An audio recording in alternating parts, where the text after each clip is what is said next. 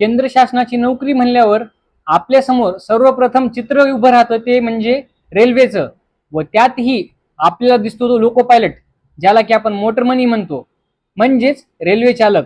याच पदासाठी रेल्वेमध्ये मोठी भरती आली आहे. टोटल 11,127 जागांसाठी ही भरती आहे. नमस्कार मित्रांनो, स्वागत आहे तुमचं आपल्या माझी भरती या यूट्यूब चॅनलवर.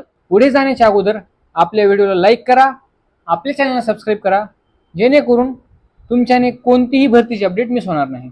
आता इथे महत्त्वाच्या डेट्स बघा. फॉर्म भरण्यासाठी सुरुवात झाली आहे 15 मे 2026 पासून, व हा फॉर्म भरण्याची लास्ट डेट आहे 14/6/2026 रात्री 11:59 पर्यंत. तरी पण आपल्याला एवढा वेळ वाट पाहत बसायची नाही, फॉर्म भरून घ्यायचा, जेणेकरून पुढे जे काही वेबसाईटमध्ये प्रॉब्लेम्स येतील ते आपल्याला येणार नाहीत. पोस्ट आपण पाहिली असिस्टंट लोको पायलट, लेवल 2चं हे पद आहे. बेसिक आहे 19,900. मित्रांनो, 19,900 म्हणजे तुमची सॅलरी ही 40,000च्या आसपास जाणार आहे. त्याच्यामुळे हा फॉर्म भरा. परत या पदासाठी असिस्टंट लोको पायलटसाठी किंवा मग लोको पायलटसाठी रेल्वेमध्ये एवढे अलाउन्स असतात, तुमची हे सॅलरी जी 40,000 आहे ना, ही खूप वर जाईल. आणि ही झाली 7व्या वेतन आयोगानुसार. आता आपल्याला 8वें वेतन आयोग लागणार आहे, जे की 2026 मध्ये ड्यू आहे.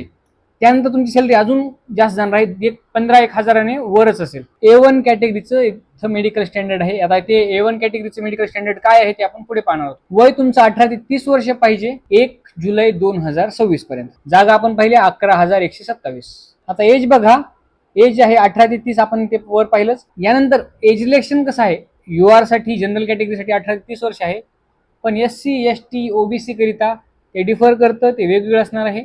ते आपण पुढे एज रिलॅक्सेशनच्या आपल्या या मुद्द्यामध्ये आपण पाहणार आहोत. आपण वर पाहिलं बघा, मेडिकल स्टँडर्डचा मुद्दा. A1 कॅटेगरीचं मेडिकल पाहिजे. Physical fits in all respect, physically fit in all respect.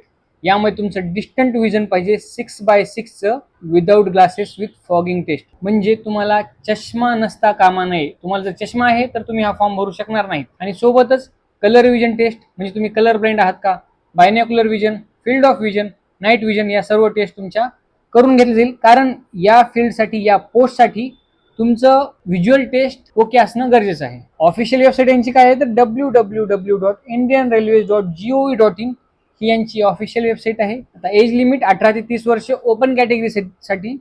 आता SC STचा विद्यार्थी आहे समजा तर 5 वर्ष रिलॅक्सेशन आहे, म्हणजे SC STचा विद्यार्थी हा वयाच्या 35व्या वर्षापर्यंत हा फॉर्म भरू शकतो. OBCचा विद्यार्थी हा वयाच्या 33 वर्षापर्यंत हा फॉर्म भरू शकतो. एज्युकेशन क्वालिफिकेशन काय तर ओके. इथे एक्झामिनेशन फी हा मुद्दा पाहू आपण. सर्व विद्यार्थ्यांकरिता SC ST, ex serviceman, female, transgender, minorities और इकॉनॉमिक बॅकवर्ड क्लासेस हे कॅटेगरी सोडून बाकीचे जे आहेत, म्हणजेच त्यामध्ये UR अनरिझर्व्ड कॅटेगरी आली, OBC आली आणि EWS आली, या 3 कॅटेगरी करता 500 रुपये फी असणार आहे. पण समजा तुम्ही स्टेज 1 म्हणजे CBT 1 साठी जर गेलात तुम्ही एक्झामिनेशन देण्यासाठी, तर तुम्हाला 400 रुपये त्यातले रिफंड केले जातील. मित्रांनो, रेल्वे एक मात्र असं आहे ज्यामध्ये तुम्हाला फी रिफंड केली जाते. पण सुरुवातीला तुम्हाला 500 रुपये फी भरावी लागेल जर तुम्ही जनरल कॅटेगरी, EWS कॅटेगरी किंवा मग OBC कॅटेगरीमध्ये येत असाल तर. आता समजा SC STचा विद्यार्थी आहे, एक्स सर्व्हिसमॅन आहे, फिमेल आहे, ट्रान्सजेंडर आहे, मायनॉरिटीज आहे किंवा मग EBC मध्ये, इकॉनॉमिक बॅकवर्ड क्लासमध्ये, तर यांकरिता 250 रुपये फी घेतली जाईल व ही 250 रुपये फी रिफंड केली जाईल. आता एक्झामिनेशनचे स्टेजेस कसे आहेत बघा. CBT 1 होईल, जी की 75 प्रश्न विचारले जातील, 60 मिनिटे वेळ असणार आहे. CBT 1 करिता प्रत्येक प्रश्न हा 1 मार्काला असणार आहे व निगेटिव्ह मार्किंग इथे 1/3 आहे, जी की रेल्वेमध्ये नेहमी असतेच. या CBT 1 साठी सिलेबस मॅथमध्ये number system, BODMAS, decimals, fractions, LCM, SCF, ratio and proportion, percentages, mensuration, time and work, time and distance, simple and compound interest, profit and loss, algebra, geometry and trigonometry, elementary statistics, square root, age calculation, calendar and clock, pipes and cistern. हा mathematics syllabus झाला CBT 1 साठी. Mental ॲबिलिटीसाठी analogies, alphabetical and number series, coding and decoding, mathematical operations, relationships, syllogism, jumbling, Venn diagram, data interpretation and sufficiency, conclusion and decision making, similarities and differences, analytical reasoning, classification, directions, statement, arguments and assumptions. हा झाला mental ॲबिलिटीचा तुमचा रिझनिंगचा syllabus. नंतर general science syllabus विचारला जाईल, जो की physics, chemistry and life science of 10th standard लेवलचं तुमचं सायन्स कव्हर करणार आहे. हा जनरल सायन्सचा सिलेबस असेल. हा झाला CBT 1 साठी. नंतर CBT 2 आहे, सेकंड स्टेज. पात्र झाल्यानंतर तुम्हाला CBT 2 साठी बोललं जाईल. 2 तास 30 मिनिटे वेळ असणार आहे. ही CBT2 पार्ट ए आणि पार्ट बी मध्ये डिवाइड केली जाईल.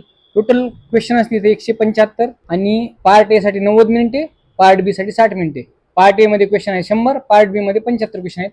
इथे पण निगेटिव्ह मार्किंग सेम बघा, 1/3 निगेटिव्ह मार्किंग आहे. आता याचा सिलेबस काय आहे तर मॅथमॅटिक्स मध्ये तेच same, number system, board mass, decimal, fractions, LCM, CF, ratio and proportion, percentage, mensuration, time and work, time and distance, simple and compound interest, profit and loss, algebra, geometry, trigonometry, elementary and statistics, square root, edge calculation, calendar and clock, pipe and system. फक्त तुमची एक level वर केली जाईल part A मध्ये CBT2 मध्ये. नंतर general intelligence and reasoning मध्ये analogies, alphabetical and number series, coding and decoding, mathematical operations, relationship, syllogism, jumbling, Venn diagram, data interpretation and sufficiency, conclusion and decision making, similarities and differences, analytical reasoning, classification, direction, statement, arguments and assumption. हा तुमचा general इंटेलिजन्सचा आणि रिझनिंगचा syllabus असणार आहे. Basic science आणि इंजिनिअरिंगमध्ये engineering drawing, जो की तुम्हाला ITIला किंवा मग इंजिनिअरिंगला असतो, तो विचारला जाईल. त्यामध्ये विविध projections, views, drawing instruments, lines, geometric figures, symbolic representation हे विचारलं जाईल. त्यानंतर units, measurements, mass, weight and density, work and power and energy, speed and velocity, heat and temperature, basic electricity, levers and simple machines, occupational safety and health, environment education, IT literacy हे तुम्हाला सायन्समध्ये विचारलं जाईल, इंजिनिअरिंगमध्ये विचारलं जाईल. Part A झाला. आता पार्ट बी. पार्ट बी साठी काय आहे, व्हेरियस ट्रेड्सचा तुमचा सिलेबस इथे कव्हर केला जाणार आहे. तर ट्रेड्समध्ये कोणते आले बघा, तुम्ही कोणते ट्रेड झालेलं पाहिजे किंवा मग इंजिनिअरिंग कोणती झाली पाहिजे, इलेक्ट्रिकल इंजिनिअरिंग झाली पाहिजे, तुमचे इलेक्ट्रॉनिक्स इंजिनिअरिंग झालेली पाहिजे, किंवा हे ऑप्शनमध्ये किंवा मेकॅनिकल इंजिनिअरिंग किंवा ऑटोमोबाईल इंजिनिअरिंग यापैकी एक स्ट्रीममधून तुमची इंजिनिअरिंग कंप्लीट झालेली पाहिजे. तर electrician, instrument mechanic, wireman, armature and coil winder, refrigeration and air conditioning mechanic हे तुमचा ट्रेड झालेलं पाहिजे. नंतर किंवा मग electronics mechanic, mechanic radio and TV, fitter, mechanic motor vehicle, tractor mechanic, mechanic diesel, Turner, machinist, refrigeration and air conditioning mechanic, millwright maintenance mechanic, mechanic motor vehicle, tractor mechanic, mechanic diesel, refrigeration and air conditioning mechanic हा तुमचा ITI मध्ये trade असायला पाहिजे. त्यावेळेस तुम्ही हा form भरू शकता. आणि CBT1 आणि CBT2 झाल्यानंतर तुम्हाला सायको टेस्टसाठी बोलवलं जाईल, जी की CBAT computer based aptitude test त्याला असेही म्हणतात. ठीक आहे मित्रांनो, आजसाठी एवढंच. जर काही तुमचा डाऊट राहून गेलेला असेल किंवा मग तुम्हाला अजून जर काही विचारायचं असेल तर कमेंट बॉक्समध्ये नक्की विचारा. आपण तुमच्या प्रत्येक प्रश्नाचं उत्तर देण्याचा प्रयत्न करू. आपल्या व्हिडिओला लाईक करा, आपल्या चॅनलला सबस्क्राईब करा. भेटूया पुढच्या व्हिडिओमध्ये. तोपर्यंत धन्यवाद.